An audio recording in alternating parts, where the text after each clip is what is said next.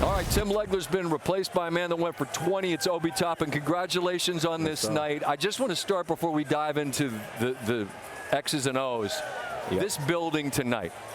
I've been a lot of places, man. Yeah. How do you describe the energy that they provided your team? Yeah, every time we get a chance to play in Gainbridge, they the best fans in the world, and they bring the energy every single time. So this was the last time we played in Gainbridge this year, so they definitely brought it today, and I feel like they was a huge part of our success today. So. I've often said in life, but particularly in sports, you can't fake desperation. There was one team on the floor whose season would end if they lost, and that was you. How much did the level of play reflect that desperation, Obi? Super. Like we didn't want them setting up no podium here after the game today. So not in your building, not right? in our building. So we knew what it meant to us, and we knew what it meant to the fans. So we just came out here and did what we had to do and played like dogs and got that win. All right. So we're all curious when we come to the building, like what's Ty going to do? You know he's going to try, but we don't know what he's got. And I mean, we've seen you like warming up pregame. We've been in the building early, and you see him with the sleeve on. Right, he's going through, but like shooting jumpers in an empty gym is way different than playing. Right. When did you know? Oh, okay, he's got all the clubs in the bag, so to speak. I mean, right away, before the game even started, he was locked in and walked through before the game, and we knew he was going to go out there and give 110 all he can until he can't. And he did amazing today. He kept the train going and led us to a victory. So, I asked him about McConnell minutes.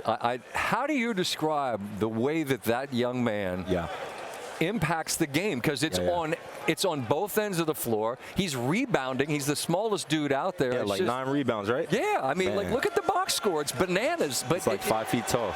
Let me stop. Hey, that's my guy. That's my guy. TJ, that was Obi that called you 5 feet tall, not me, man. He's amazing, though. But I mean, I know you expected, but Tim made the point, and I think it's a good one, that when he scores, it's almost worth more than 2 because this place is so behind him. How much do you sense and feel that? Yeah, as soon as he checked into the game, you heard the crowd. They was chanting TJ McConnell. So every time he steps on this floor, you know he's giving 110 every single time. He's diving on the floor for loose balls. He's getting steals.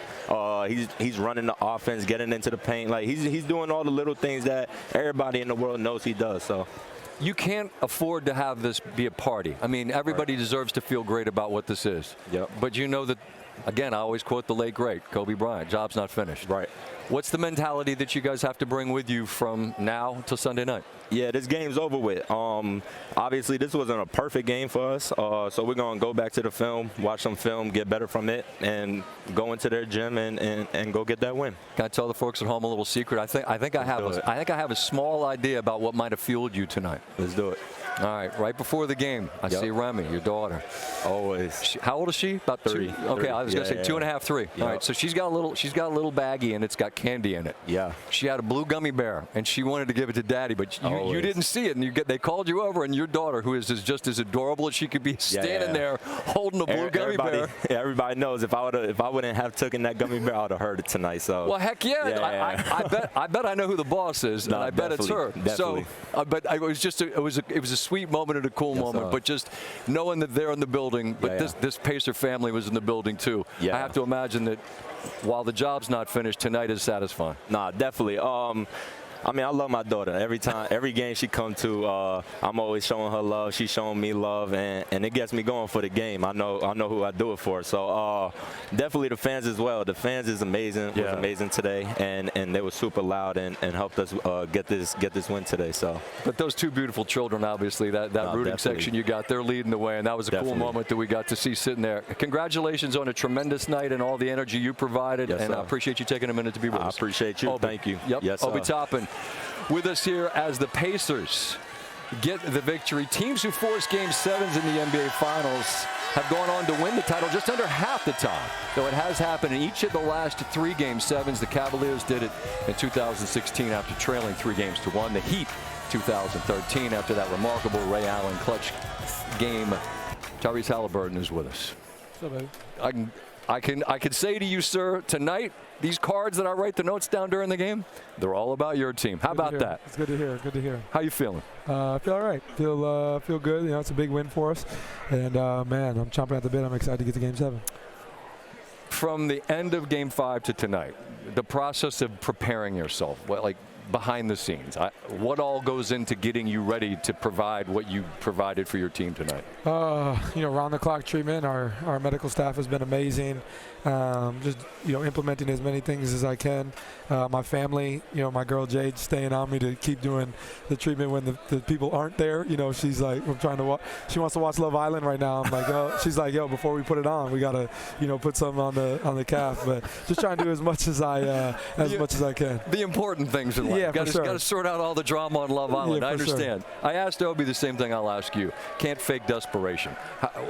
How much desperation did we see out of your team tonight, defending this home floor, not wanting them to throw a party in your building? Yeah, you don't want to see that, man. I think everybody, if you can defend your home floor, you want to do that to the best of your ability. I thought we did a great job of that, especially early of getting stops and getting out and running and playing Pacers basketball. I felt like we did a great job in the margins. Like, you can look at how many shots we made and our field goal percentage or whatever, but we didn't turn the ball over a ton. We rebounded well. Those are the important things when you play a team like this. I thought we did a great job controlling that. Our crowd was amazing. I'm sure they didn't want to see a celebration on this floor as much as we did. So, our crowd was amazing, got us going, and we just, went from there. About that, I've been so impressed by both the folks in Oklahoma City and here. Incredible home venues. Yeah. We've only been here for a few games, but that second quarter, that's as good as the basketball can be played, and you're 36-17, you're up 20. Just describe the energy that was in this building, because I can't imagine it's been much better than that at any point, although I know there have been great moments. Yeah, no, it's probably one of the best crowds I've had, since I've come here to Indiana. Everybody was into the game. It's great to see, alumni here and stuff. That's really cool. A lot of them. Yeah, that's cool to see. And those guys getting that recognition and that love from the city. But I think we really feed off those guys, and that's important. Last game we were at home, we didn't take care of business, so it was important that we did that tonight. And it's an exciting win, but we're moving on to the next one pretty quick. Speaking of feeding off energy and guys, the McConnell minutes, the guy's unreal. Obi just said he's 5 feet tall. I said that was Obi that said that, not wow, me. That was harsh. Well, I'll let you guys sort that out among your locker room tribunal. But it's unbelievable the way he impacts the game on both ends. I understand it's expected, but on this stage, how do you frame the significance of what he gave you? Yeah, I think he just does a great job of implementing pace into the game. I think we already do play fast, but when he comes in, people think it's a time to relax. Like, no, that's time to pick it up for us. How does he gets wherever he wants? I have no idea. I always ask him, I'm like, how do you get in those? He gets in those small little gaps, and before you know it, he's raising up over everybody, getting to his fadeaway. Yeah, fadeaway. It's patented. Yeah, it is. I tell him all the time, I hate playing with you on 2K because I can never make that shot. But he brings in so much energy to the game, and I think our crowd, loves him. We call him the Great White Hope. It's cool to see what he does, and we just kind of flow off that. I always quote my guy AT, my guy I ride Peloton with, we didn't come this far to come this far. Yes, sir. And I know that's the mentality of both sides. Yeah.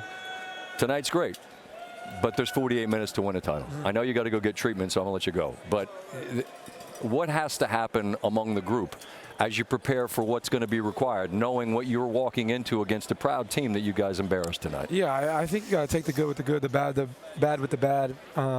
Right now, for the next 2 days, everybody's going to be talking about how good we looked, how well we played, how much pressure's on OKC. That's going to be the narrative. And we got to do a good job of staying away from that stuff. I think that can be poison. And if we do a good job of just kind of staying within ourselves in the locker room, I think that's very important, for us in these next couple of days. We did some really good things tonight that we can, build off of. Mm-hmm. But you gotta understand, it's Game 7.